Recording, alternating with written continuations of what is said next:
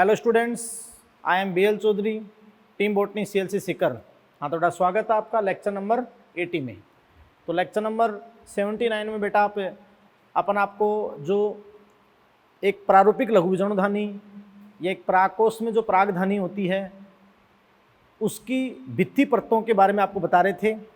पहली भित्ति परत एपिडर्मिस, उसकी विशेषता लिखा दी थी, और दूसरे आपको मैंने एंडोथीसियम अंतःश्रम, तो अंतःश्रम की भी मैंने आपको विशेषताएं आपको लिखा दी थी कि जो अंतःश्रम होती है उसके अंदर रेडियली एलोंगेटेड सेल्स होती हैं, अरे दीर्घीकृत, और उनकी रेडियल और इनर वाल पे जब परिपक्वन होता है तो एक आर्द्रता ग्राही पदार्थ एल्फा सेलुलोज का जमा हो जाता है, तो यू बैंड्स पाए जाते हैं, थिकनिंग पाई जाती है, रेडियल थिकनिंग जिसको अपन बोलते हैं, यू बैंड बनते हैं, तो यू बैंड्स पाए जाते हैं और वो आर्द्रता ग्राही है। और स्टोमियम क्षेत्रों पे वो यू बैंड एब्सेंट होते हैं, इसलिए अपन कहते हैं कि वो प्रोटेक्टिव लेयर तो ही सिंगल सेल थिक लेयर है। एपिडर्मिस भी थिक है, वो भी थिक है ना, और सिंगल सेल से बनी है, थिक सेल से, और वो प्रोटेक्टिव तो है ही, साथ में परागकोश के स्पुटन में सबसे ज़्यादा हेल्प करती है एंडोथीसियम।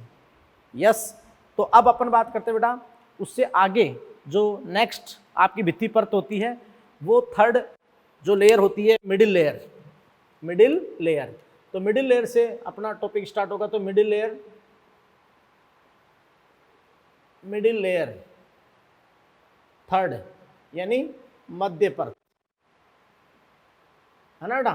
तो दोनों आपके लेक्चर लिंक हैं, तो बहुत अच्छे से इनको आप देखें। तो बेटा देखो, अब अपन बात कर रहे हैं मिडिल लेयर, मध्य परत, समझ रहे हो। तो यहां अपन आपको बताते बेटा कि मिडिल लेयर यह एक बहुपर्तीय संरचना है। यस बेटा, यानी it is a multilayered structure. एक एक लाइन आप लिख लें, it is a multilayered structure,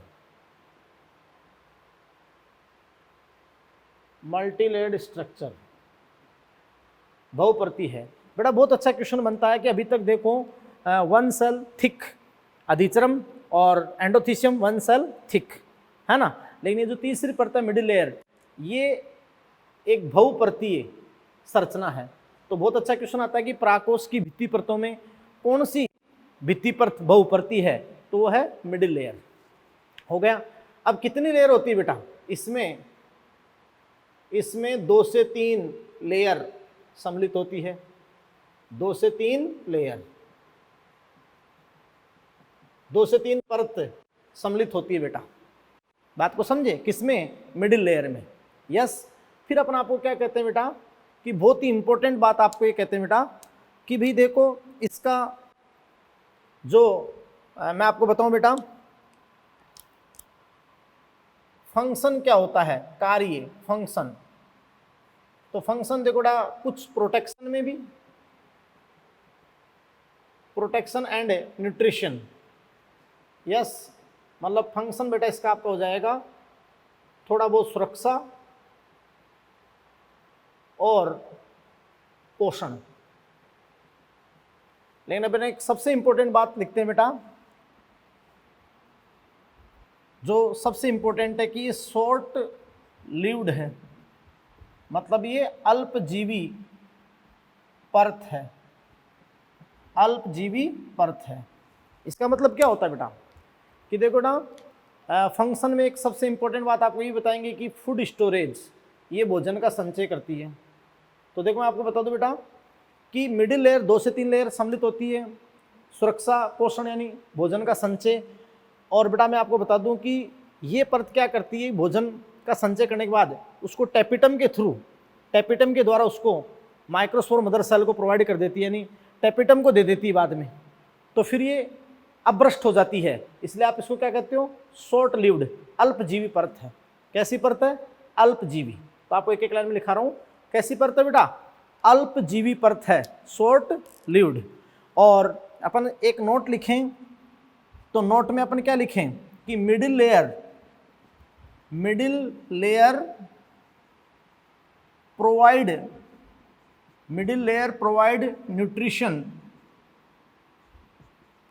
nutrition to growing PMC, growing PMC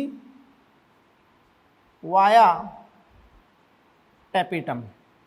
yes बेटा, यानी जो मिडिल लेयर है, मध्य परत है, वो अंदर जो पीएमसी लघु विजाणुमात्र कोशिका जो ग्रो कर रही है, ग्रोइंग पीएमसी है, क्योंकि वो आगे मियोसिस में जाएगी, लघु विजाणु बनेंगे बाद में, उनको टैपिटम पोषण देगा। तो वही बात है कि middle layer provide nutrition to growing PMC, लेकिन किसके थ्रू? डायरेक्ट नहीं दे सकती है ये, इनडायरेक्ट वाया टैपिटम, टैपिटम के द्वारा देगी। किसके द्वारा देगी बेटा? टैपिटम के द्वारा।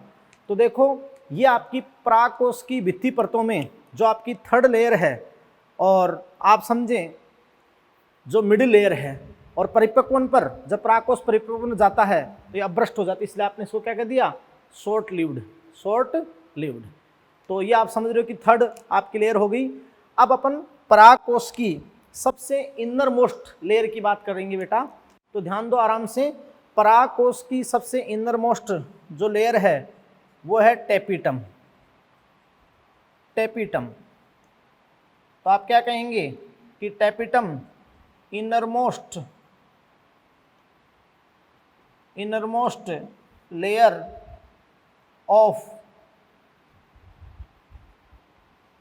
लेयर ऑफ पोलन सैक, कि परागधानी की सबसे आंतरिक परत क्या है बेटा?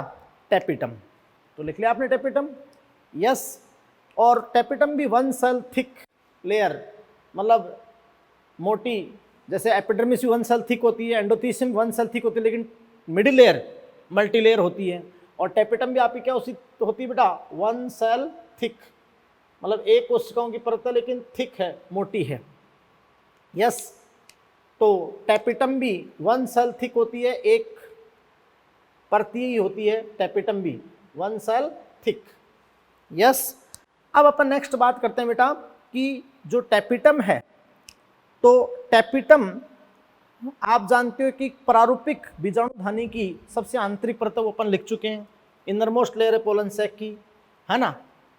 और ये जो बीजाणुधानी है या बीजाणुजन उत्तक को चारों तरफ से घेरती है। तो अपन कहेंगे भी टैपिटम बीजाणुजन उत्तक को चारों तरफ से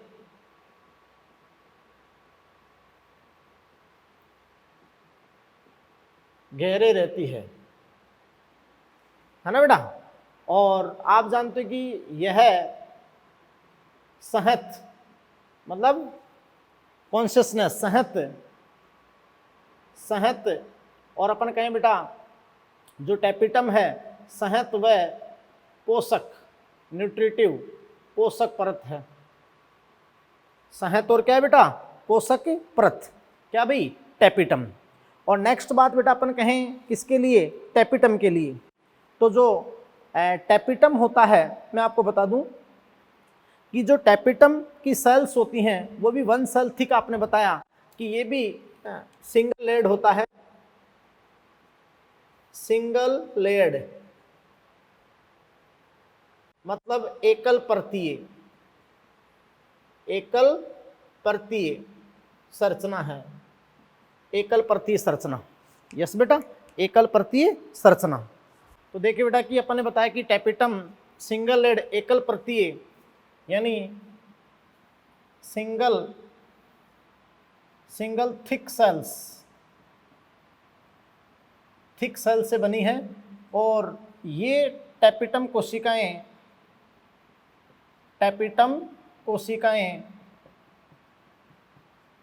बेटा जी सघन जीवद्रव्य युक्त, वहाँ आपको डायग्राम में बताया था अपन ने, और आप एनसीईआरटी का जो डायग्राम भी देखें तो ये टैपिटम कोशिकाएं सघन जीवद्रव्य युक्त तथा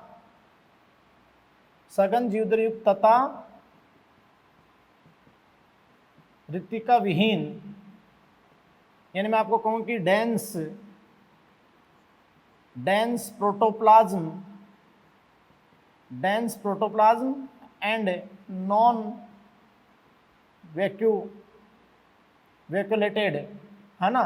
डेंस प्रोटोप्लाज्म नॉन वैक्यूलेटेड मतलब सघन जीवद्रव्य युक्त होती हैं और वैक्यूल नहीं होती हैं, जनरली देखो बेटा, सामान्यतः जो टेपिटम सेल्स हैं, सामान्यतः टेपिटम कोशिकाएं, टेपिटम सेल्स इनिशियली प्रारंभ रूप से, मैं आपको यहाँ बता देता हूँ सब कुछ कि इनिशियली यूनिन्यूक्लिएट यानी एक केंद्र की, यूनिन्यूक्लिएट और डिप्लॉइड है ना बेटा, यानी प्रारंभ में जो टेपिटल सेल्स है वो एक केंद्र की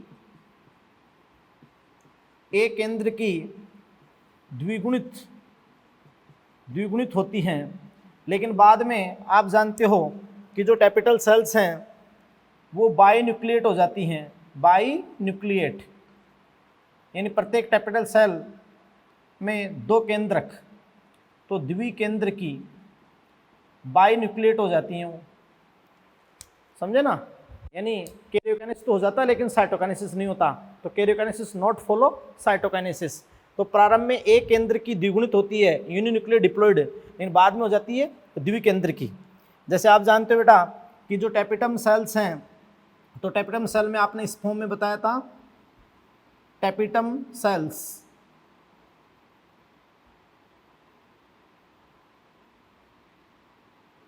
ये, तो इस टेपिटम सेल्स में बिल्कुल सेंट्रिक न्यूक्लियस, ये न्यूक्लियस और डेंस प्रोटोप्लाज्म होता है। इनिशियली आप जानते हो कि ये यूनिन्यूक्लिएट होती हैं और 2n डिप्लॉइड मतलब द्विगुणित 2n होती हैं, यस। लेकिन बाद में आप जानते हो कि ये द्विगुणित द्विकेंद्र की बाइन्यूक्लिएट हो जाती हैं। तो आप जानते हो कि बाद में ये इस प्रकार से बेटा बाइन्यूक्लिएट हो जाती हैं, बाइन्यूक्लिएट हो गई, बाइन्यूक्लिएट क्लियर बेटा। अब देखो बाइन्यूक्लिएट तो हो ही गई, और बाद में नेक्स्ट आपको घटना बताता हूं कि बाइन्यूक्लिएट के बाद ये बाइन्यूक्लिएट होते ही ये पोलीप्लॉइड भी हो जाती है। पोलीप्लॉइड यानी बहुगुणिता ले लेती है ये, तो बहुगुणिता। अब बेटा आप अच्छे से जानते हो कि पोलीप्लॉइड कैसे होती है। तो टेपिटम सेल में देखो, एक तो होता है कि कैरियोकाइनेसिस हो जाए लेकिन साइटोकाइनेसिस नहीं हो, तब तो केवल न्यूक्लियस बढ़ते हैं, तो यूनिन्यूक्लिएट से क्या होगी, बाइन्यूक्लिएट हो गई, यस। लेकिन फिर देखो डिप्लॉइड से पोलीप्लॉइड हुई, डिप्लॉइड से क्या हुई, पोलीप्लॉइड। तो ये जो डिप्लॉइड से पोलीप्लॉइड होती है ये मैं आपको समझाना चाहता हूँ, तो बड़ा ध्यान से सुनना कि डिप्लॉइड से पोलीप्लॉइड कैसे होती है। मैं आपको बता दूं, डिप्लॉइड से पोलीप्लॉइड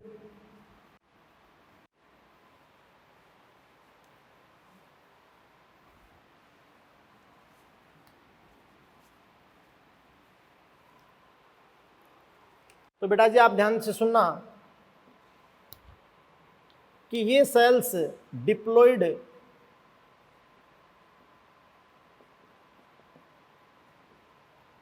से पोलीप्लॉइड बहुगुणिता ये किसके थ्रू होती है, एंडोमाइटोसिस।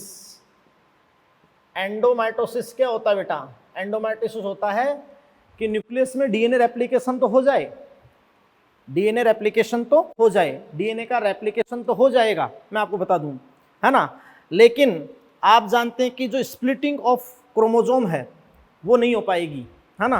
रेप्लिकेटेड डीएनए का सेग्रीगेशन, रेप्लिकेटेड डीएनए का सेग्रीगेशन नहीं होगा, किसमें, एंडोमाइटोसिस में, यस। और आप जानते हो बेटा कि डीएनए रेप्लिकेशन हो जाए और अगर स्प्लिटिंग ऑफ क्रोमोसोम नहीं हो तो उसको आप कहते हो पॉलीटीनी घटना, पॉलीटीनी कहते हो। इससे इन सेल में डीएनए कंटेंट बढ़ जाता है, इन टेपिटम सेल्स में डीएनए कंटेंट क्या हो जाता है, बढ़ जाता है। देखो बेटा पहले तो ये सेल्स यूनिन्यूक्लिएट होती हैं और डिप्लॉइड, एक केंद्र की द्विगुणित। यूनिन्यूक्लिएट से पहले बाइन्यूक्लिएट होती हैं, बाइन्यूक्लिएट तो आप जानते हो कैरियोकाइनेसिस हो जाता है, डीएनए रेप्लिकेशन भी हो गया, सेग्रीगेशन भी हो गया, क्रोमोसोम का सेग्रीगेशन भी हो गया, तो लेकिन साइटोकाइनेसिस नहीं हुआ, तो द्विकेंद्र की होगी, केवल द्विकेंद्र की। फिर डिप्लॉइड से पॉलीप्लॉइड कैसे हुई, तो वहां हुआ एंडोमाइटोसिस। एंडोमाइटोसिस में क्या होता है कि बेटा डीएनए रेप्लिकेशन तो हो गया, लेकिन स्प्लिटिंग ऑफ क्रोमोजोम, जो स्प्लिटिंग होती है ना क्रोमोजोम की, वो नहीं हो पाई तो डीएनए कंटेंट डबल हो गया, डीएनए कंटेंट बढ़ गया। तो आप जानते हो 2n से 4n जो आपकी सेल होती है, यानी उसकी प्लॉइडी बढ़ गई, है ना। इसको आप कहते हो पॉलीटीनी घटना, मतलब DNA replication splitting of chromosome को फॉलो नहीं करे। बात को समझे। इससे आप जानते हो कि इसका डीएनए कंटेंट बढ़ जाता नॉर्मल न्यूक्लियस, तो बाद में पॉलीप्लॉइड हो जाती हैं। तो क्वेश्चन अगर ऐसे आए कि टैपेटम की कोशिकाएं सामान्यतः होती है तो डिप्लॉइड, टैपेटम की कोशिकाएं अगर बाद में सामान्यतः होती तो चाहे ऑप्शन में पॉलीप्लॉइड भी, तो आपको डिप्लॉइड ही करना है। लेकिन टैपेटम की कोशिकाएं परिपक्वन पर होती है तो फिर आपका क्या होगा, पॉलीप्लॉइड। और प्रारंभ में होती है यूनिन्यूक्लिएट और बाद में क्या हो जाती है, बाइन्यूक्लिएट। बात को समझे। तो ये आपकी बात होती है, ये मैंने आपको ये घटना आपको बता दी। यस बेटा। अब ये टर्म आपको आने चाहिए, एंडोमाइटोसिस का मतलब ये होता है कि डीएनए रेप्लिकेशन हो गया, लेकिन जो रेप्लिकेटेड डीएनए से ऐसे आपका क्रोमोजोम बनता है, ये इस क्रोमोजोम की फिर स्प्लिटिंग मतलब विपाटन नहीं होगा, और विपाटन नहीं होगा तो प्लॉइडी बढ़ जाएगी। क्या बढ़ जाएगी, प्लॉइडी, पॉलीटीनी जिसको आप पढ़ते हो, डीएनए कंटेंट बढ़ जाएगा। यस बेटा। तो ये बात हो गई। अब अपन बात करते हैं बेटा फंक्शन जो बहुत इंपॉर्टेंट है, function of tapetum, function of tapetum, tapetum के कार्य।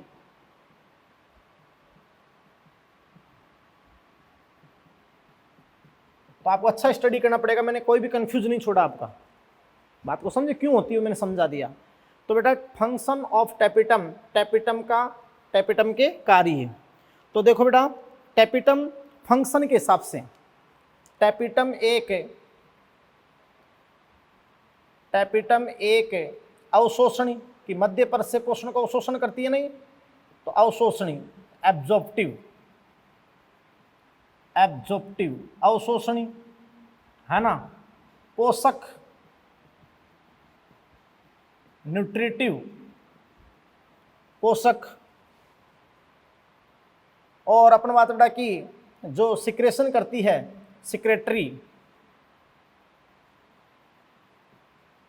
इस तरह सिक्रेटरी लेयर है। तो देखो बेटा कि टैपेटम एक अवशोषणी, एब्जॉर्प्टिव भी है, पोषक युक्त, न्यूट्रिटिव भी है, क्योंकि पोषक पदार्थ रखती है, न्यूट्रिटिव भी है।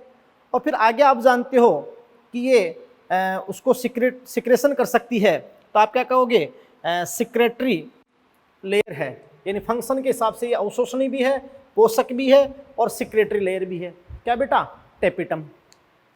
बोलो। अब मैं आपको बता दूं बेटा कि जो ये टैपेटम है, टैपेटम, तो टैपेटम का जो सबसे मेन फंक्शन है वो क्या है बेटा, कि टैपेटम परिवर्तित होते हुए जो बीजाणुजन उत्तक से लघु बीजाणु मात्र कोशिका बनेगी, तो उस पीएमसी को और फिर परिवर्तित होते हुए लघु बीजाणु को पोषण प्रदान करती है। बात को समझे। तो आप क्या कहोगे बेटा कि टैपेटम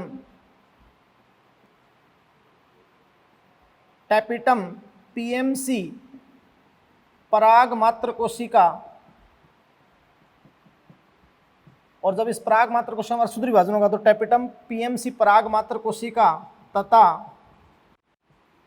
परिवर्धित होते हुए लघु बीजाणुओं को, जो माइक्रोस्पोर परिवर्तित होंगे, लघु बीजाणुओं को पोषण प्रदान करती है।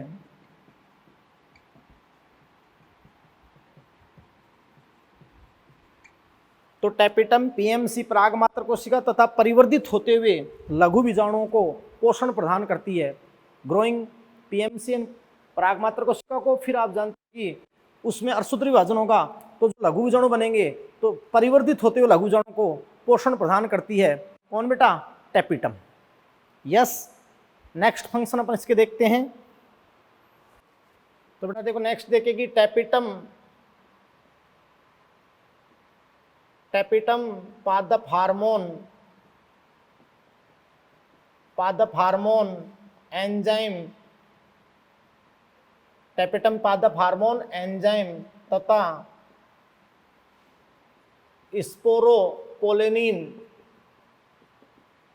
स्पोरोपोलेनिन पोलन किट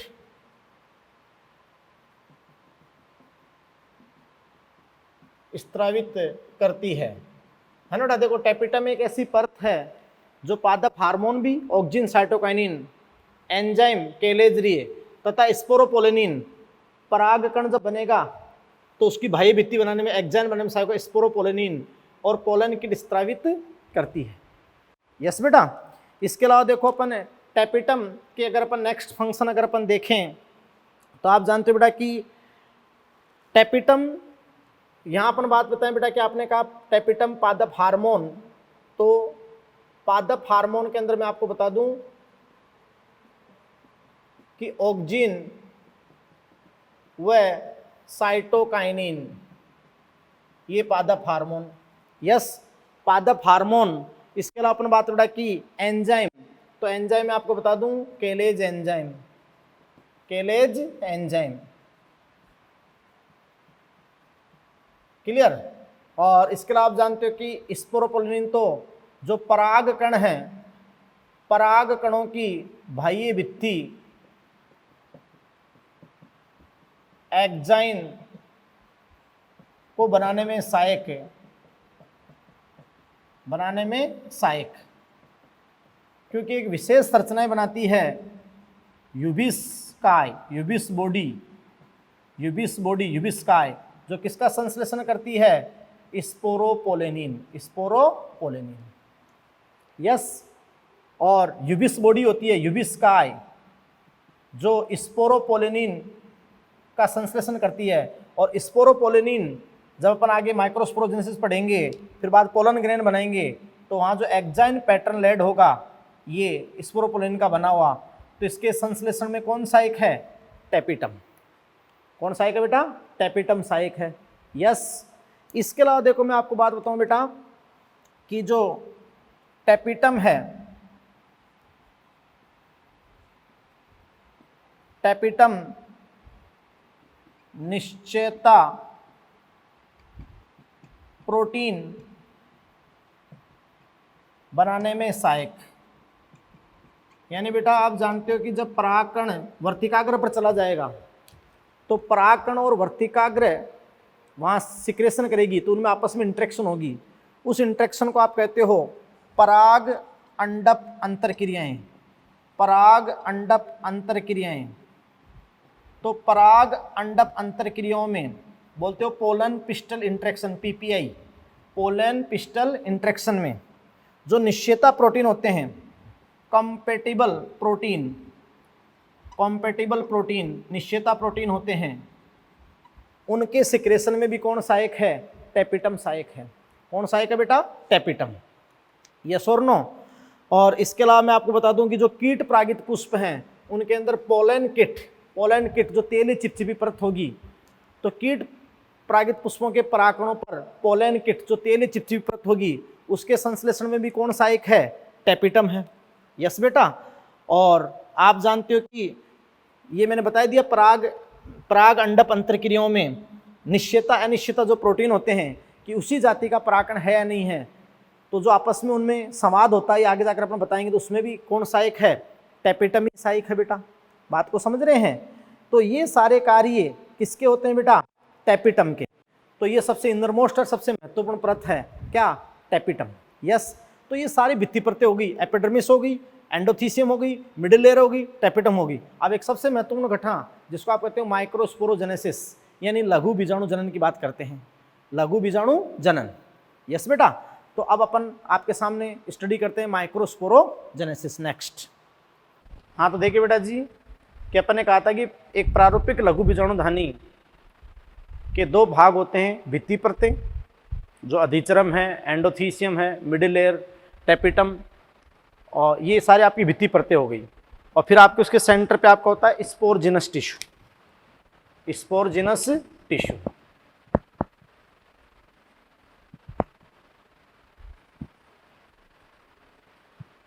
स्पोरजिनस टिश्यू का मीन होता है बेटा बीजाणु जन उत्तक,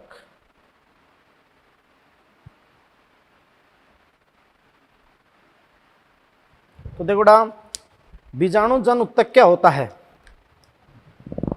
बीजाणु जन उत्तक क्या होता है कि जब परागकोश तरुण मतलब यंग होता है, तरुण होता है,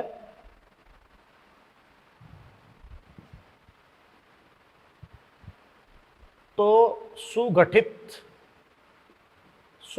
व्यवस्थित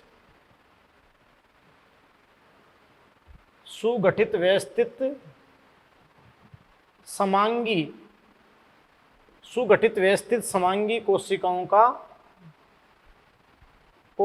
का समूह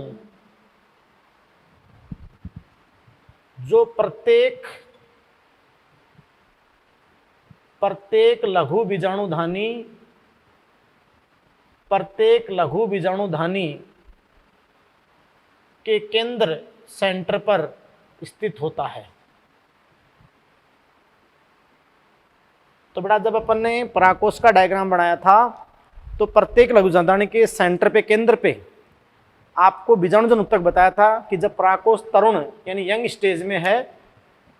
स्टेज में है होता है तो सुगठित व्यवस्थित समांगी कोशिकाओं का समूह जो प्रत्येक लघु बीजाणुधानी के केंद्र पर स्थित होता है। तो अपन कहते हैं कि ग्रुप ऑफ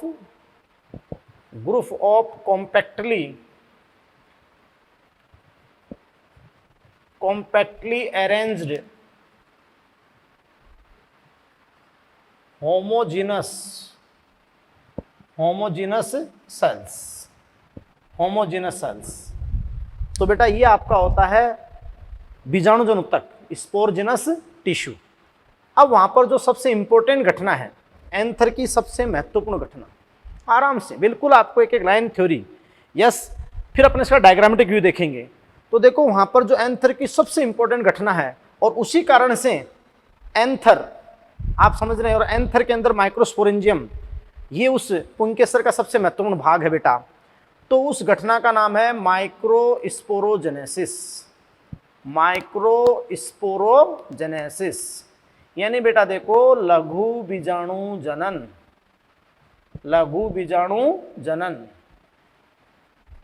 तो मेरी बात सुना बेटा कि अब आपका होगा स्पोरिक मियोसिस यानी माइक्रोस्पोरोजेनेसिस, लघु बीजाणु जनन। वही बात बेटा कि लघु बीजाणु जनन की साइट यानी लघु बीजाणु जनन के स्थल क्या है? तो स्थल आपके सामने है, या तो आप बोल दो पोलन सैक, परागधानी, ये अपन कहते हैं माइक्रोस्पोरेंजियम, लघु बीजाणुधानी। और बेटा जब वो परागकोश तरुण है तब तक तो वो बिल्कुल कॉम्पैक्टली अरेंज सेल्स हैं, आपस में प्लाज्मोडेस्माटा है ना। तो पहले तो वो ब्रेक होना चाहिए, खैर वो आपको मैं डायग्राम व्यू में बताऊंगा, अभी यहाँ पर केवल परिभाषा। तो माइक्रोस्पोरोजेनेसिस की परिभाषा क्या होगी? लघु बीजाणु जनन। पहली बात तो लघु बीजाणु जनन की स्थल साइट क्या है बेटा? पोलन सैक, परागधानी या माइक्रोस्पोरेंजियम, लघु बीजाणुधानी। ये तो इसकी साइट है। अब क्या है माइक्रोस्पोरोजेनेसिस? माइक्रोस्पोरोजेनेसिस है वह प्रक्रम जिसमें एक द्विगुणित डिप्लॉइड, वह प्रक्रम जिसमें एक द्विगुणित लघु बीजाणु मात्र कोशिका से मियोटिक डिवीजन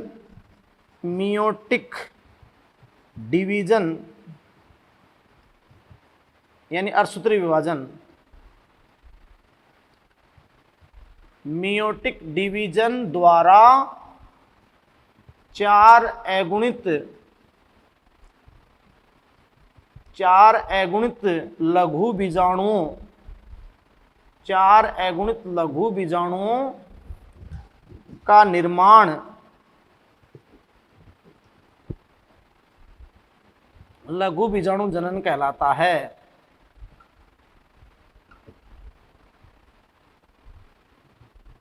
यस बेटा, यानी हर लघु बीजाणुधानी के सेंटर पर, भित्ति परतों के बाद सेंटर पर जो स्पोरजिनस टिश्यू है, स्पोरजिनस टिश्यू लघु बीजाणुजन उत्तक या बीजाणुजन उत्तक है, वो बीजाणुजन उत्तक जो बिल्कुल घनीय, बिल्कुल सुसंगठित अपना बात है सुगठित व्यवस्थित समांगी कोशिकाओं का समूह है, और वो समूह लघु बीजाणुधानी के केंद्र पर स्थित है। उस समूह में से प्रत्येक कोशिका विलगित होगी, और वो कोशिका विलगित होकर आपकी होगी लघु बीजाणु मात्र कोशिका, एमएमसी या पीएमसी, लघु बीजाणु मात्र कोशिका, लघु बीजाणु मात्र कोशिका जो 2n होगी। तो वह प्रक्रम जिसमें उस 2n द्विगुणित लघु बीजाणु मात्र कोशिका से मियोटिक डिवीजन और सूत्री विभाजन के द्वारा 4 अगुणित लघु बीजाणु का निर्माण लघु बीजाणु जनन कहलाता है। क्या कहलाता है बेटा? लघु बीजाणु जनन। और आपको अच्छे से पता है, ये तो बिल्कुल नॉर्मल बात है कि जब एक द्विगुणित कोशिका के अंदर अर्धसूत्री विभाजन होता है, अर्धसूत्री विभाजन में 2 प्रक्रम होते हैं, अर्धसूत्री विभाजन फर्स्ट और second, meiotic first, meiotic second, बोलो, तो 4 हैप्लॉइड सेल बनती है, 4 हैप्लॉइड सेल। तो यहाँ पर भी लघु बीजाणु मात्र जो 2n है उसमें अर्धसूत्री विभाजन के द्वारा 4 अगुणित लघु बीजाणु का निर्माण होगा। तो ये घटना क्या कहलाएगी? लघु बीजाणु जनन, लघु बीजाणु जनन। तो आ जाओ, जो मैंने शुरू में आपके आरेख बनाया था कि प्री फर्टिलाइजेशन इवेंट, निषेचन पूर्व घटना की, नरजनांग की निषेचन पूर्व सबसे महत्वपूर्ण घटना, नरजनांग की सबसे महत्वपूर्ण निषेचन पूर्व घटना लघु बीजाणु जनन, माइक्रोस्पोरोजेनेसिस हो गई। अरे बोलो बेटा, क्या हो गई? माइक्रोस्पोरोजेनेसिस। बात को समझे?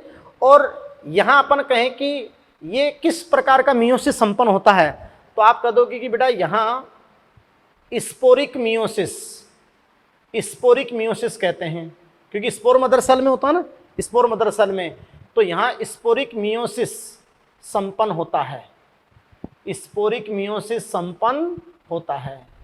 यस बेटा, क्लियर? और देखो, आप जानते हो कि इसका रिजल्ट क्या है कि जो 4 अगुणित लघु बीजाणु हैं, 4 अगुणित लघु बीजाणु, यानी बेटा 4 हैप्लॉइड माइक्रोस्पोर, एक चतुष्टय के रूप में व्यवस्थित होते हैं, चतुष्टय के रूप में व्यवस्थित होते हैं बेटा, जिसको आप क्या कहते हो, यानी उसको आप एक वर्ड देते हो, इंग्लिश वर्ड माइक्रोस्पोर टेट्राड। और टेट्राड की गुणिता भी क्या है?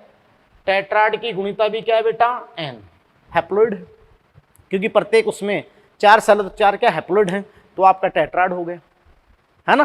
क्या हो गया? टेट्राड।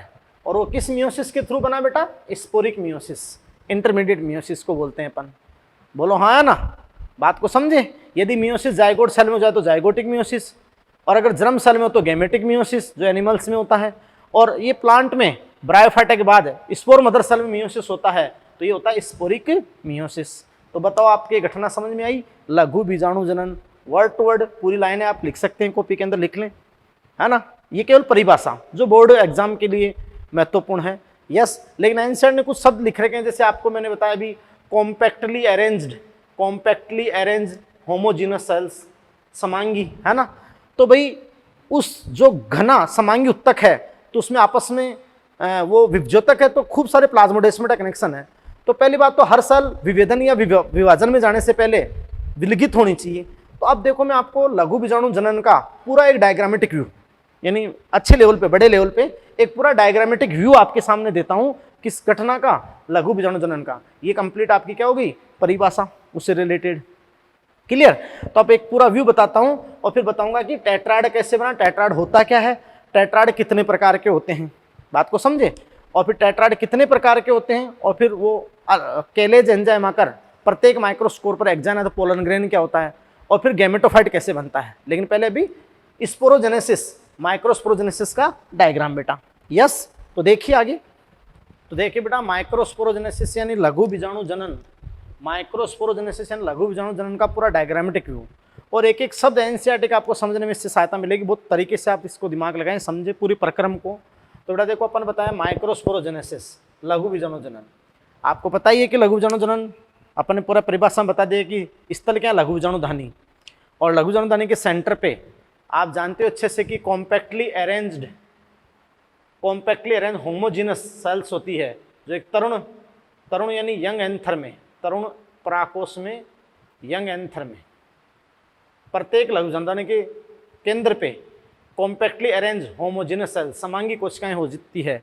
यानी वहां दे रखा है सजातीय कोशिकाओं का सुसंबंध, सजातीय कोशिकाओं का सुसंबंध। तो बेटा देखो आप जानते हो कि जब बिल्कुल तरुण एंथर यंग एंथर होता है तो देखो सबसे आंतरिक भित्ति पर जो बीजाणुजन ऊतक को चारों तरफ से घेरती है, तो सबसे आंतरिक भित्ति पर क्या है बताओ? टेपिटम। बोलो बेटा, टेपिटम ही है ना। और देखो यहाँ पर अपने बता रखा है टेपिटम पहले यूनिन्यूक्लिएट, अब क्या होगी? बाइन्यूक्लिएट और पॉलीप्लॉइड। तो ये बाइन्यूक्लिएट होती है और बहुत ही ज़्यादा सघन जीवद्रव्य रखती है, सहत होती है, न्यूट्रिटिव पोषक होती है ये टेपिटम, जो बिल्कुल लघु बीजाणुजन ऊतक से घेरे रहती है। अब बेटा जब यंग एंथर रहता है तो क्या होता है कि ये बीजाणुजन ऊतक है, तो ये जो बीजाणुजन ऊतक की कोशिकाएं हैं, बीजाणुजन कोशिकाएं, स्पोरजिनस सेल, ये टेपिटम कोशिकाओं के साथ है, क्योंकि एक बिल्कुल घना कॉम्पैक्टली घनी है, मतलब सुगठित और होमोजीनस यानी सजातीय कोशिकाओं समूह होता है। तो इनमें आपस में भी, इन स्पोरजिनस सेल्स में आपस में भी प्लाज्मोडेस्माटा कनेक्शन होते हैं, जीवद्रव्य सेतु, और टेपिटम सेल्स के साथ भी क्या होते हैं? जीवद्रव्य संबंध होते हैं, जीवद्रव्य सेतु संबंध होते हैं, प्लाज्मोडेस्माटा कनेक्शन। तो अपन कहते हैं कि टेपिटम कोशिकाओं तथा बीजाणुजन कोशिकाओं के मध्य जीवद्रव्य सेतु संबंध स्थित होते हैं। टेपिटम कोशिकाओं तथा टेपिटम कोशिकाओं तथा बीजाणुजन कोशिकाओं के मध्य जीवद्रव्य सेतु संबंध होते हैं, है ना बेटा। यानी अपन कहें कि भाई प्लाज्मोडेस्माटा कनेक्शन यानी जीवद्रव्य सेतु संबंध, प्लाज्मोडेस्माटा कनेक्शन स्थित होते हैं, exist between capital cells and sporogenous cells. Yes बेटा, यानी जो बीजाणुजन ऊतक की बिल्कुल सुसंगठित कोशिकाएं होती हैं उनमें आपस में भी और कैपिटल सेल्स के साथ प्लाज्मोडेस्माटा कनेक्शन होते हैं, क्योंकि तुम भी जानते हो बेटा विभजोतक कोशिकाओं में प्लाज्मोडेस्माटा कनेक्शन होते ही हैं। बात को समझे, प्रचुर मात्रा में प्लाज्मोडेस्माटा कनेक्शन होते हैं। जीवद्रव्य सेतु संबंध, आपस में देखो जीवद्रव्य कनेक्ट है, ये बोलो हो गए कि नहीं हो गए? अब इस कंडीशन में कोई भी विभाजन नहीं हो सकता। अर्धसूत्री विभाजन कैसे होगा? तो इस कंडीशन में अर्धसूत्री विभाजन नहीं हो सकता। बात को समझे कि जब तक एक एक उसका विलगित नहीं हो, अपने आप में सेपरेट नहीं हो, विलगित नहीं हो, तब तक अर्धसूत्री विभाजन नहीं हो सकता। तो सबसे पहले तो ये विलगित होगी। तो विलगित कैसे होगी? देखो बेटा कैसे होगी विलगित। इनमें क्या होता है, जो ग्रोइंग पीएमसी, ये आप जानते हो कि अपने आप में स्पोरजिनस सेल है, स्पोरजिनस सेल, बीजाणुजन कोशिका, स्पोरजिनस सेल, या वृद्धि करती हुई पीएमसी, ग्रोइंग पीएमसी, जब मिडिल लेयर टेपिटम से इसको पोषण दे रहा है, स्पोरजिनस सेल है या ग्रोइंग पीएमसी है। तो अभी तक इसमें मियोसिस नहीं हो सकता, क्योंकि आपस में प्लाज्मोडेस्माटा संबंध है। बात को समझे, जब तक ये विलगित नहीं हो जाए और थोड़ी आकार में बड़ी नहीं हो जाए, तब तक मियोसिस नहीं हो सकता।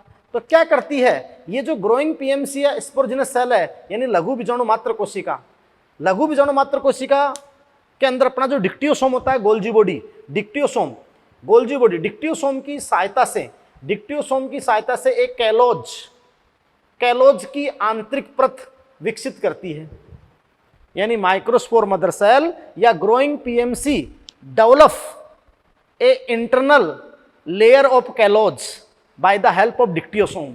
यानी लघु बीजाणु मात्र कोशिका डिक्टियोसोम की सहायता से, गोल्जी बॉडी की सहायता से कैलोज की आंतरिक परत विकसित करती है, जो प्लाज्मोडेस्माटा कनेक्शन को ब्रेक कर देती है, तोड़ देती है, प्लाज्मोडेस्माटा कनेक्शन को ब्रेक कर देती है, तोड़ देती है ना, और माइक्रोस्पोर मदर सेल विलगित हो जाएगी। बोलो हाँ है ना। तो बेटा आप जानते हो कि ये ग्रोइंग पीएमसी ही अपने इंटरनल एक कैलोज की लेयर डेवलप करती है, विकसित करती है, जिससे प्लाज्मोडेस्माटा कनेक्शन ब्रेक हो जाते हैं, है ना, ब्रेक हो जाते हैं, ब्रेक्स प्लाज्मोडेस्माटा कनेक्शन। तो प्लाज्मोडेस्माटा कनेक्शन ब्रेक हो जाते हैं, है ना बेटा। तो ब्रेक्स प्लाज्मोडेस्माटा कनेक्शन, जैसे ही ब्रेक हो गए तो देखो विलगित आइसोलेटेड पीएमसी, विलगित पराग मात्र कोशिका, पोलर मदर सेल या माइक्रोस्पोर मदर सेल, तो ये 2n सेल विलगित हो जाती है, अलग अलग फर्तक फर्तक हो गई, अपने आप में सेपरेट हो गई, विलगित हो गई। बोलो हो गई ना विलगित? अरे बोलो। अब प्रत्येक कोशिका में अर्धसूत्री विभाजन संपन्न हो सकता है कि नहीं हो सकता? इजीली हो सकता है, क्योंकि विलगित सेल होगी। तो प्रत्येक विलगित में प्रत्येक पीएमसी यहां पर प्रत्येक पीएमसी जाएगी, प्रत्येक पीएमसी या माइक्रोस्पोर मदर सेल जो क्या है बेटा 2n डिप्लॉइड है। बोलो। तो प्रत्येक पीएमसी या माइक्रोस्पोर मदर सेल जो डिप्लॉइड है अंडरगो मियोसिस, और मियोसिस कौन सा? Sporic meiosis. तो मियोसिस फर्स्ट होगा तो डायड बनेगा, आप अच्छे जानते हो ना। पहले मियोसिस फर्स्ट होता है, मियोसिस फर्स्ट होता है तो डायड बनता है 2 केंद्रक, फिर आपका क्या बन जाता है? सेकंड होता है तो टेट्राड। तो डायड, फिर आपका होगा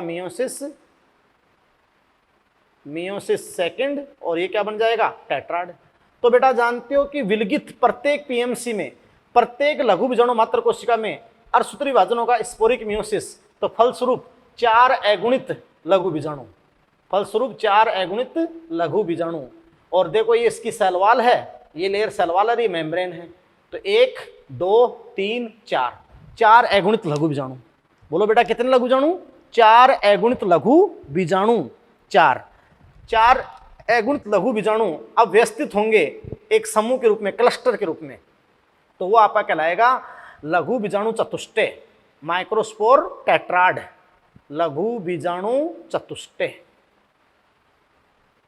तो बेटा जैसे यहां पर देखो ये पीएमसी वृद्धि करते हुए, अच्छे से वृद्धि, क्योंकि ग्रोथ करना जरूरी है डिवीजन से पहले, तो वृद्धि करते हुए अपने आप में सेपरेट हो जाती है, पृथक हो जाती है, विलगित हो जाती है। पीएमसी के विलगित होते प्रत्येक पीएमसी स्पोरिक मियोसिस में जाती है, और स्पोरिक मियोसिस में जाते 4 अगुणित लघु बीजाणुओं का निर्माण होता है। फिर ये 4 अगुणित लघु बीजाणु 4 माइक्रोस्पोर अरेंज व्यवस्थित होते हैं एक क्लस्टर के रूप में, एक समूह के रूप में। इसको आप कहते हो माइक्रोस्पोर टेट्राड, लघु बीजाणु चतुष्टय। लघु बीजाणु चतुष्टय जिसकी गुणिता क्या होती है? n। जिसकी गुणिता क्या होती है बेटा? n। इस प्रकार आपका बन जाता है लघु बीजाणु चतुष्टय। और ये आपकी घटना हो गई लघु बीजाणु जनन। क्या हो गई बेटा? लघु बीजाणु जनन। अब सुनो, अगर एक लाइन में बोले सिंपली तो इतनी सी बात कि लघु बीजाणु मात्र कोशिका से अर्धसूत्री विभाजन के द्वारा 4 अगुणित लघु बीजाणुओं का निर्माण लघु बीजाणु जनन कहलाता है, जो शुरू में लिखवा दिया आपको। और 4 अगुणित लघु बीजाणु एक समूह के रूप में व्यवस्थित हो जाते हैं तो लघु बीजाणु चतुष्टय कहलाता है। लाइन तो इतनी दे रखी है, लेकिन एक वर्ड दे रखा है एनसीईआरटी में कि घनी, संगठित या सुसंबंधित कोशिकाएं, समांगी, सजातीय। तो फिर आपकी बात आ जाएगी कि वहां जो बीजाणु जनोत्तक होता है, उस बीजाणु जनोत्तक की सारी कोशिकाएं आपस में और टेपिटम के साथ प्लाज्मोडेस्माटा कनेक्शन बनाती है, जीवद्रव्य संबंध। अब जब तक जीवद्रव्य संबंध रहेंगे तब तक डिवीजन नहीं हो सकता। तो डिवीजन करना है तो फिर वो ग्रोथ करेंगी, और ग्रोथ करेंगी तो अंदर कैलोज की लेयर विकसित करेंगी अपनी गोल्जी बॉडी की सहायता से, ये ग्रोइंग पीएमसी ही, और करेगी तो प्लाज्मोडेस्माटा कनेक्शन ब्रेक हो जाएंगे, टूट जाएंगे। टूटते विलगित पीएमसी होगी, विलगित लघु बीजाणु मात्र कोशिका होगी जो 2n है। तो प्रत्येक पीएमसी के अंदर स्पोरिक मियोसिस होगा, स्पोरिक मियोसिस होते ही 4 अगुणित माइक्रोस्पोर बनेंगे, वो एक क्लस्टर के रूप में अरेंज होंगे, वो कहलाएगा लघु बीजाणु चतुष्टय। अब कोई आवर्त बीजों में एक प्रकार का लघु बीजाणु चतुष्टय नहीं बनता है, कई प्रकार के चतुष्टय बनते हैं, जिनमें से 2 मुख्य हैं, चतुष्फलकीय और समद्विपार्श्व। तो मैं आपको 2 चतुष्टय की बात बता देता हूं कि भाई चतुष्फलकीय तो क्या होता है और समद्विपार्श्व क्या होता है ना बेटा। तो यहां मैं आपको 2 चतुष्टय के बारे में बता देता हूं, क्लियर। तो देखिए आप, वो तो वही बात है बेटा, जैसे मान लो यहां पर जब अर्धसूत्री विभाजन फर्स्ट होता है इस पीएमसी में, फर्स्ट तो डायड बनता है, फिर सेकंड तो टेट्राड बनता है। अगर पहला कैरियोकाइनेसिस, अभी तो आप जानते ही हो कि अर्धसूत्री विभाजन में 2 कैरियोकाइनेसिस होते हैं, कैरियोकाइनेसिस फर्स्ट और कैरियोकाइनेसिस सेकंड। तो जब फर्स्ट कैरियोकाइनेसिस होता है तो 2 केंद्रक, अब अगर हाथों हाथ साइटोकाइनेसिस भी हो जाए, कोशिका द्रव्य विभाजन, तो वाल भी बन जाएगी। बात को समझे? तो 2 कोशिका, फिर कैरियोकाइनेसिस सेकंड, फिर साइटोकाइनेसिस सेकंड हो जाए। एक तो ये प्रक्रम होता है। एक ये होता है कि फर्स्ट कैरियोकाइनेसिस हो जाए तो 2 केंद्रक, फिर सेकंड कैरियोकाइनेसिस हो जाए तो 4 केंद्रक, फिर एक साथ वाल बने, एक साथ वाल बने। बात को समझे? तो इस बेसिस पे देखो, ये माइक्रोस्पोर टेट्राड है जो लघु बीजाणु चतुष्टय है, माइक्रोस्पोर टेट्राड जो बेटा आपके सामने लघु बीजाणु चतुष्टय है। ये 2 प्रकार के होते हैं। एक आपका होता है कि पहला कैरियोकाइनेसिस हो गया, फिर सेकंड हो गया, लेकिन फिर एक साथ ही वाल बनेगी। और ये जो चतुष्टय होता है लघु बीजाणु चतुष्टय, मैं आपको बता दूं बेटा, ये चतुष्फलकी होता है। ये चतुष्फलकी होता है। इसमें न्यूक्लियस ऐसे अरेंज होते हैं कि 3 तो सामने और एक पीछे। जैसे तुम मीथेन की स्ट्रक्चर देते हो ना, मीथेन की स्ट्रक्चर देते हो, तो आप जानते हैं कि यहाँ पर 3 तो सामने और एक पीछे, तो ये आपका होता है चतुष्फलकीय।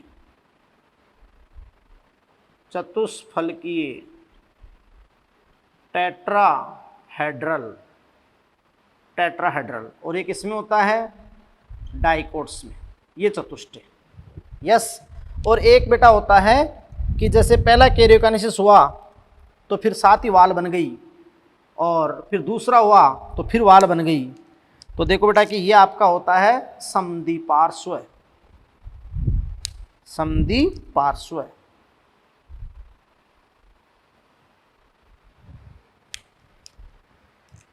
तो ये तो आपका होता है, देखो बेटा कौन सा, चतुष्फलकीय।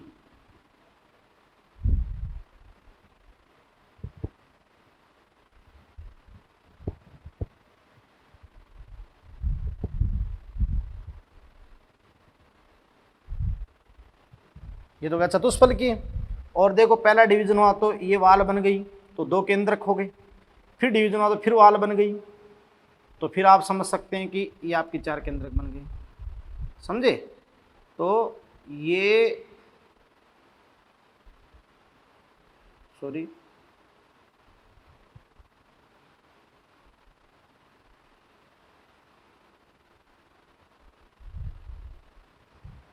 ये जो आपका बनता है बेटा, ये हो गया समद्विपार्श्व। समद्विपार्श्व यानी आइसोबाइलेटरल। और ये जो समद्विपार्श्व होता है, समद्विपार्श्व, ये होता है समद्विपार्श्व। ये होता है मोनोकोट्स में। किसमें होता है बेटा? मोनोकोट्स में। तो मुख्यतः ये 2 होते हैं, बाकी और भी, रेखी भी होता है, टी शेप भी होता है, ऐसे कई प्रकार के चतुष्फलकीय होते हैं, लेकिन ये 2 मेन आपके हैं, टेट्राहेड्रल और आइसोबाइलेटरल। चतुष्फलकीय और क्या? समद्विपार्श्व। बात को समझे? तो देखो बेटा, ये पूरी घटना आपकी क्या होगी? लघु बीजाणु जनन, लघु बीजाणु जनन। अब जानते हो चतुष्टय, इसमें कैलोज का डिपोजिशन और बढ़ता है सेल वॉल और मेम्ब्रेन के बीच, मेम्ब्रेन और सेल वॉल के बीच। तो फिर आप जानते हो कि सेल वॉल डिग्रेड हो जाती है, तो कॉमन वॉल हो जाती है callose wall, common wall callose wall. और फिर आप जानते हो टेपिटम क्या करता है? केलेज एंजाइम, टेपिटम की जो सेल्स घुल गए अंदर, केलेज एंजाइम, तो फिर वो केलेज एंजाइम फर्तक करता है। और उसी समय यूबिस्काई, यूबिस्काई बनती है जो स्पोरोपोलेनिन का संश्लेषण करती है, वसीय पदार्थ स्पोरोपोलेनिन का। तो फिर उस माइक्रोस्पोर पर एक्जाइन आने लग जाता है, तो वो पोलन ग्रेन बन गया, नरयुग्मोद्भिद प्रथम कोशिका। फिर उस पोलन ग्रेन से बनेगा नरयुग्मोद्भिद। तो वो समझाएंगे अब नेक्स्ट, इसमें आगे नेक्स्ट। यस बेटा बोलो। तो बिल्कुल line to line, word to word आप अच्छे से देख लें, एक एक लाइन, एक एक शब्द आप समझ लें। बात क्लियर है? ठीक है। हाँ, तो देखिए बेटा कि मैंने आपको लघु बीजाणु चतुष्टय जो माइक्रोस्पोर टेट्राड है वो मुख्य 2 प्रकार के बताए, टेट्राहेड्रल और आइसोबाइलेटरल। अब जो माइक्रोस्पोर टेट्राड है लघु बीजाणु चतुष्टय, जिसकी कोशिका गुणिता क्या है? n है, अगुणित है। तो बेटा जो ये लघु बीजाणु चतुष्टय है, तो इसके अंदर ये सेल वॉल है और ये मेम्ब्रेन है और ये 4 लघु बीजाणु हैं। क्लियर? अब थोड़ा थोड़ा कैलोज का जमाव यहाँ बढ़ने लगता है, कैलोज का जमाव बढ़ने लगता है। यस बेटा। अब देखो बेटा कि कोशिका भित्ति, सेल वॉल और प्लाज्मा मेम्ब्रेन के मध्य कैलोज का जमाव बढ़ता जाता है, जिससे अंततः सेल वॉल अब भ्रष्ट हो जाती है डिग्रेडेड हो जाती है, डिजेनरेटेड या डिग्रेडेड हो जाती है, सेल वॉल अब्रस्ट हो जाती है, खत्म हो जाती है ना बेटा। तो कैलोज के जमाव कोशिका भित्ति, सेल वॉल और मेम्ब्रेन, प्लाज्मा मेम्ब्रेन के मध्य कैलोज के जमाव के बढ़ने से फाइनली अंततः सेल वॉल अब्रस्ट हो जाती है, डिजेनरेटेड हो जाती है, डिग्रेडेड हो जाती है। और जो चारों लघु बीजाणु हैं वो चारों लघु बीजाणु एक कॉमन वाल, एक मोटी कॉमन वाल से घिरे होते हैं। चारों लघु बीजाणु एक कॉमन कैलोज वाल से घिरे होते हैं, है ना बेटा। चारों लघु बीजाणु एक कॉमन कैलोज वाल से घिरे होते हैं। तो बताओ तुम्हें ये डायग्राम एनसीईआरटी में दे रखा है ना तुम्हारे, जहां लघु बीजाणु जनन कर रखा है, फिर उस एक आपको चतुष्टय दे रखा है कॉमन वाल दर्शाते हुए, और उसके बाद में आपको नरिग्मोद्युदीय विकास दे रखा है ना। तो ये सिद्ध करने के लिए, है ना बेटा। तो इस प्रकार पे कॉमन वाल कैलोज वाल बन जाती है चारों तरफ, एक कॉमन कैलोज वाल बन जाती है। ये कॉमन कैलोज वाल जो इन चारों लघु बीजाणु को घेरती है। अब इनमें आपस में कोई कम्युनिकेशन, आपस में कोई संवाद नहीं होता है, आपस में कोई कम्युनिकेशन नहीं होता है। तो कैलोज वाल से क्या होता है बेटा, कैलोज वाल से क्या होता है, लॉस ऑफ कम्युनिकेशन है, लॉस ऑफ कम्युनिकेशन। यानी इन कोशिकाओं में आपस में कोई संवाद, कम्युनिकेशन नहीं होता है, संवाद नहीं होता है।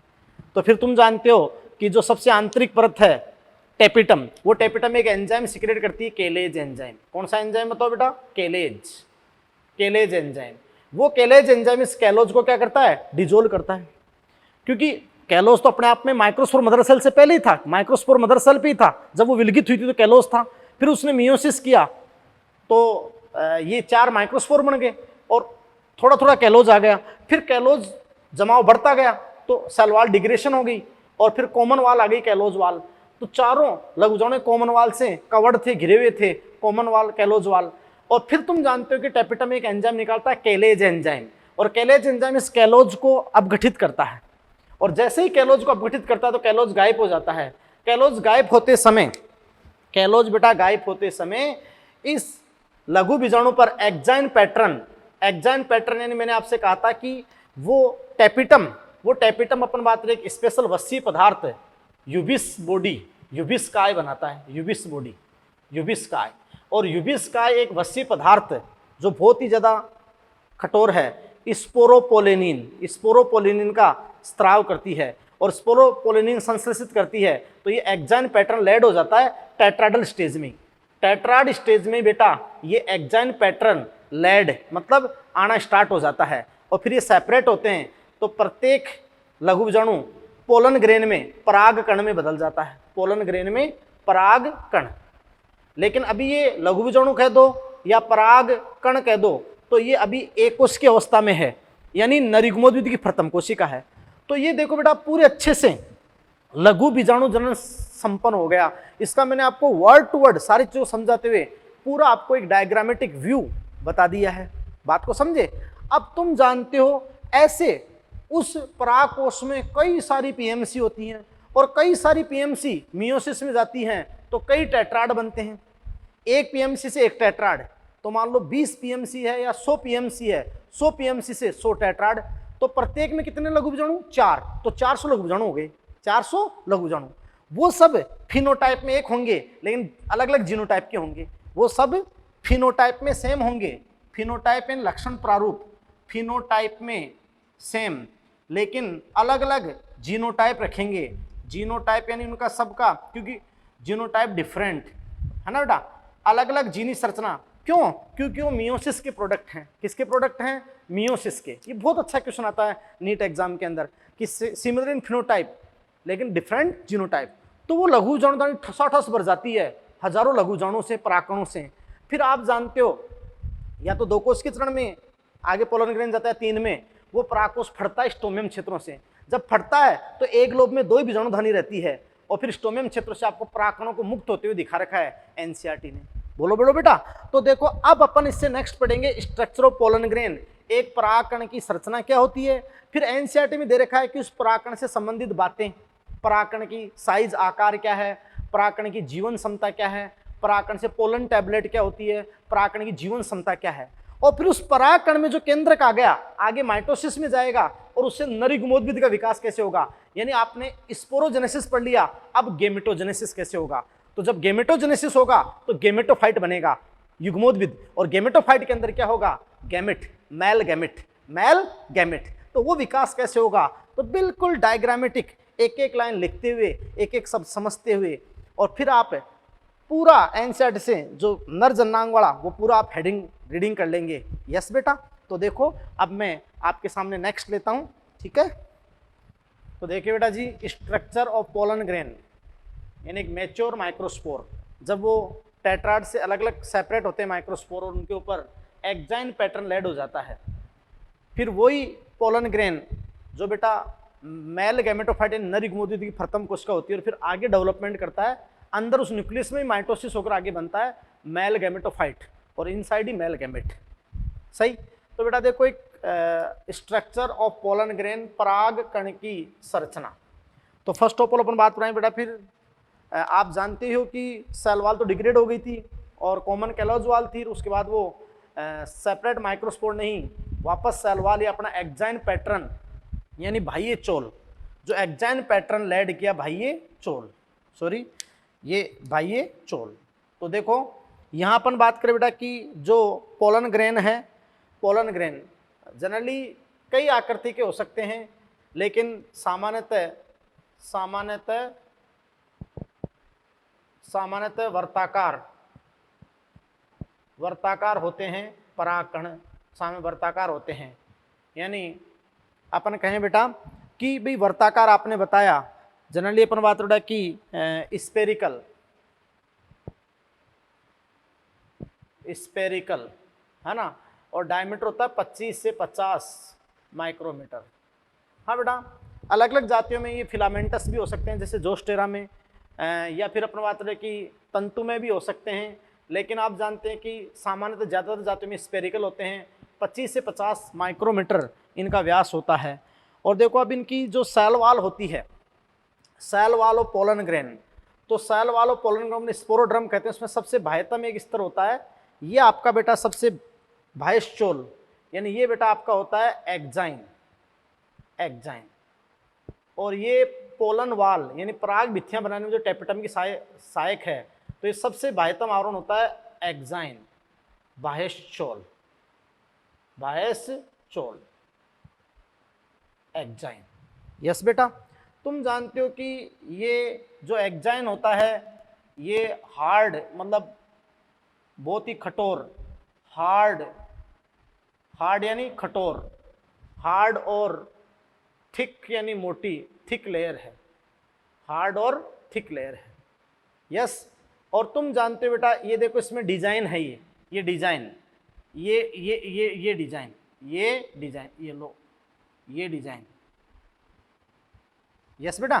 तो देखो ये डिजाइन है, तो बेटा ये क्या है, ऑर्नामेंटेड,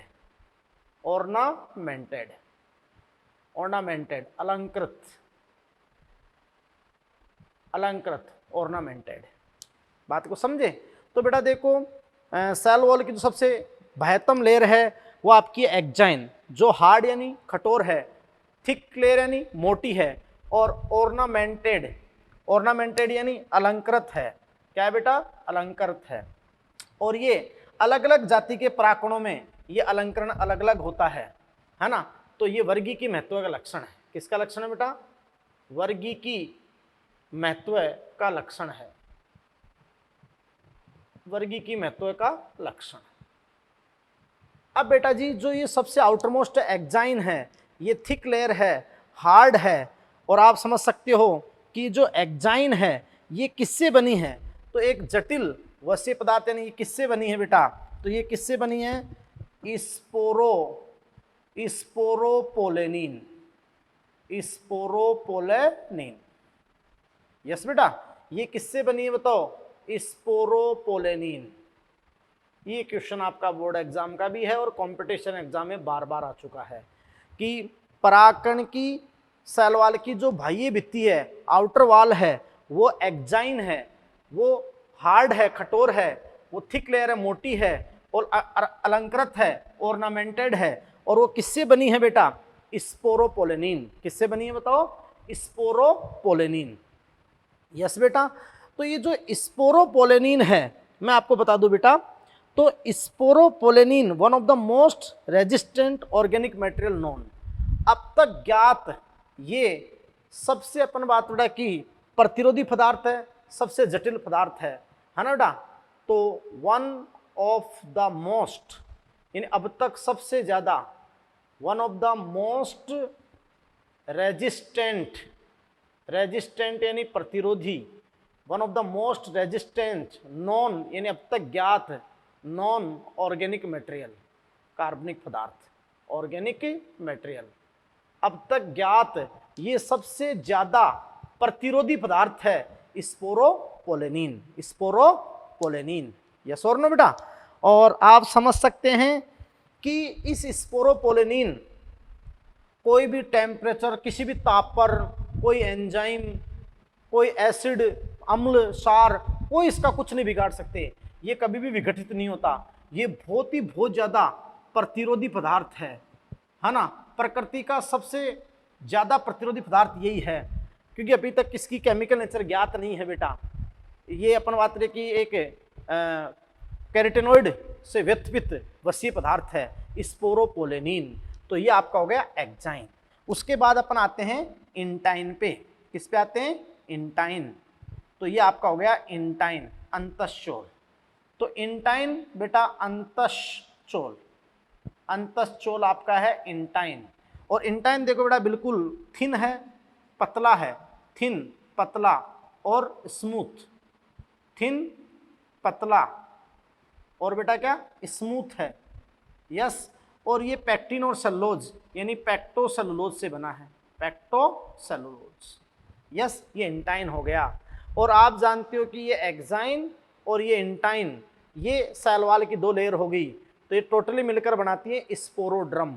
स्पोरोड्रम, स्पोरोड्रम में दोनों सम्मिलित है, एक्साइन और इंटाइन। बात को समझे। अब कुछ ऐसी जगह होती है जहां पर ये एक्साइन या तो बहुत ही थिन या एब्सेंट होता है, लेकिन इंटाइन तो होता है, लेकिन एक्साइन नहीं होता है। इनको आप कहते हो जरमपोर। क्या कहते हो बेटा? जरमपोर, जनन छिद्र, जनन छिद्र। क्लियर? जनन छिद्र। तो बाद में तुम जानते हो जब परागकण का अंकुरण होगा, जब अंदर गेमेटोफाइट बन जाएगा, अंकुरण होगा, तो पराग नली बनेगी, तो कहां से बाहर निकलेगी? जरमपोर से, जनन छिद्र से बाहर निकलेगी। अपन इसका विस्तृत लिख देंगे आगे। तो ये आपके होते हैं जरमपोर। देखो 1, 2 और 3, सामान्यतः डाइकोट में 3 होते हैं, मोनोकोट में 1 होता है, वो आकार सारा बता देंगे। तो ये आपके होते हैं जनन छिद्र, जरमपोर। फिर अंदर आप जानते हो बेटा कि मेम्ब्रेन होती है, जो भी है मेम्ब्रेन है ना, मेम्ब्रेन होती है। और फिर आप जानते हो कि इसका साइटोप्लाज्म होता है, साइटोप्लाज्म। और आप अच्छे से समझ सकते हो कि अंदर ये देखो, अगर एक मैच्योर है तो ये आप जानते हो कि ये वैक्यूल है।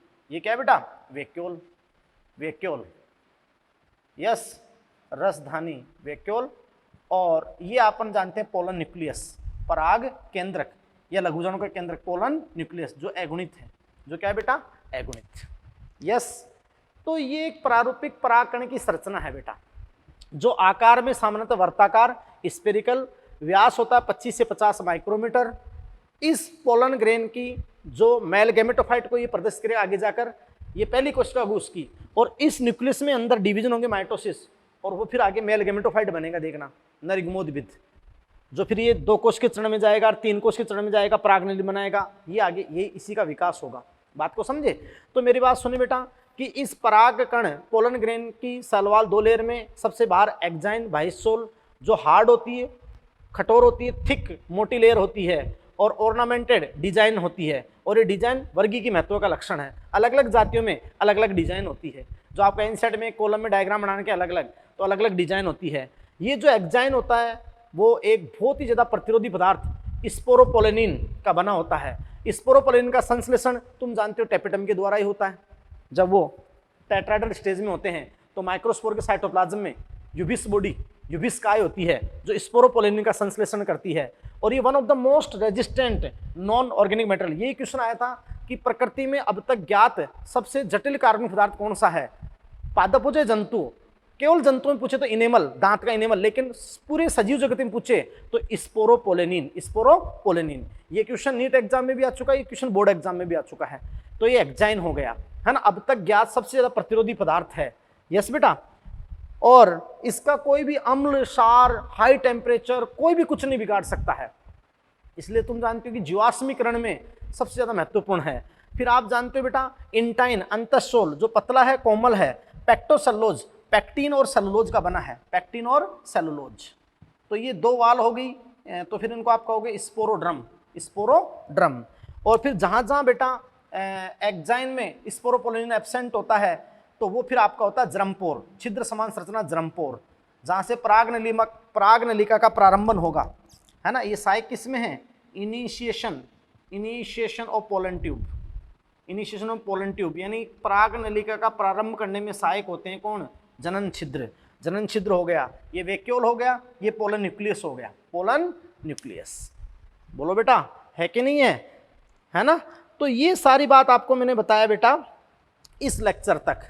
अब बेटा जी मैं आपको नेक्स्ट लेक्चर में आराम से पूरी थ्योरी कि भाई ये जनन छिद्र का कार्य क्या होता है, जनन छिद्र वर्गी की महत्व का लक्षण जनन छिद्र भी है।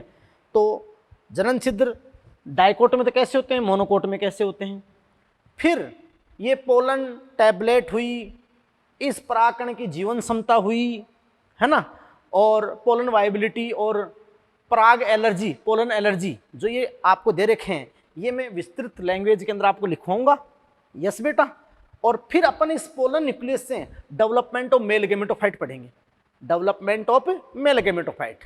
तो मेल गेमेटोफाइट बनते ही ये मेल रिप्रोडक्टिव पूरा हो जाएगा, स्पोरोजेनेसिस भी और गेमेटोजेनेसिस भी। तो अब आगे गेमेटोजेनेसिस के थ्रू, युग्मक जनन के थ्रू मेल गेमेटोफाइट बनेगा इससे। तो ये आपका होता है बेटा परागकण, पोलन ग्रेन। और ये मैंने आपको exine, intine, germ pore, pollen nucleus, vacuole, ये सारी बातें मैंने आपको यहाँ पर बता दी। बोलो है कि नहीं है? यस, क्लियर बेटा। तो थैंक यू वेरी मच। अगले लेक्चर में बहुत आराम से इन सब के बारे में विस्तृत एक एक लाइन लिखवा के और फिर अपन मेल गेमेटोफाइट का डेवलपमेंट पढ़ेंगे। तो अगले लेक्चर तक आप पूरा एनसीईआरटी से जो मेल रिप्रोडक्टिव पार्ट दे रखा है उसको पूरा अच्छे से वर्ड टू वर्ड रीडिंग कर लें। Thank you very much. मस्त रहें, अच्छे रहें।